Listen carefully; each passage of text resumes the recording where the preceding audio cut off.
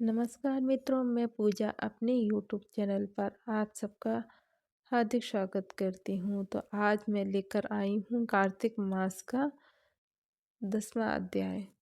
तो आइए जानते हैं 10वें अध्याय के बारे में। राजा पृथु बोले, हे ऋषि श्रेष्ठ नारद जी, आपको प्रणाम है। कृपया आप यह बताने की कृपा कीजिए कि जब भगवान शंकर ने अपने मस्तक के तेज को क्षीर सागर में डाला तो उस समय क्या हुआ।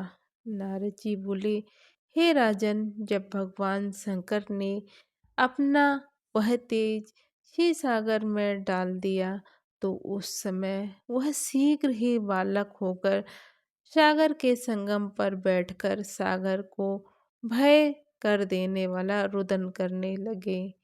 उसके रुदन से संपूर्ण जगत व्याकुल हो उठा। लोकपाल भी व्याकुल हो गए। चराचर चलायमान हो गया। शंकर सुमन के रुदन से संपूर्ण ब्रह्मांड व्याकुल हो गया। यह देखकर सभी देवता और ऋषि मुनि व्याकुल होकर ब्रह्मा जी की शरण में गए और उन्हें प्रणाम कर स्तुति करने लगे।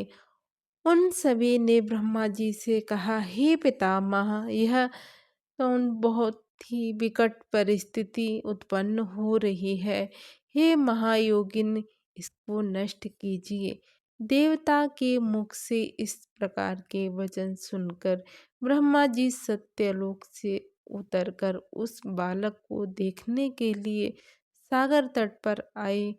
सागर ने ब्रह्मा जी को आता देखकर उन्हें प्रणाम किया और भगवान को उठाकर उनकी गोद में रख दिया।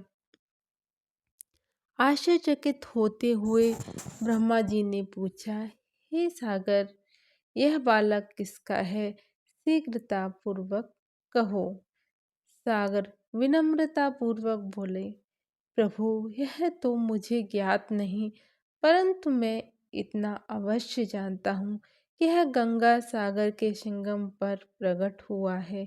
इसलिए हे जगत गुरु, आप इस बालक का जात कर्म आदि संस्कार करके इसका जातक फल बताइए।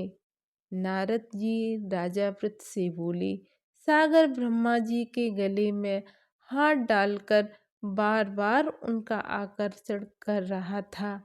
फिर तो उसने ब्रह्मा जी का गला इतनी जोर से पकड़ा कि उससे पीड़ित होकर ब्रह्मा जी की आंखों से अश्रु टपकने लगे। ब्रह्मा जी ने अपने दोनों हाथों का जोर लगाकर किसी प्रकार सागर से अपना गला छुड़वाया और सागर से कहा, हे सागर, सुनो, मैं तुम्हारे इस पुत्र का जातक फल कहता हूँ।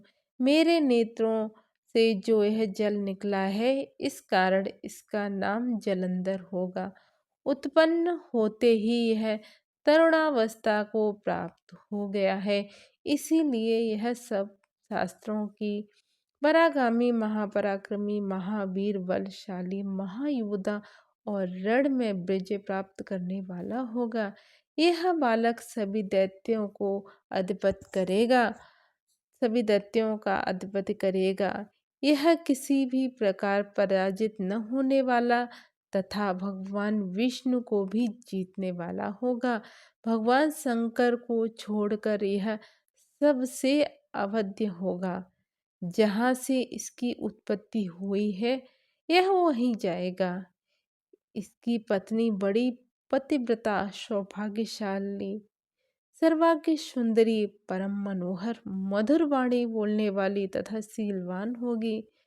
सागर से इस प्रकार कहकर ब्रह्मा जी ने शुक्राचार्य को बुलाया और उनके हाथों से बालक का राज अभिषेक करवाकर स्वयं अंतर्ध्यान हो गए।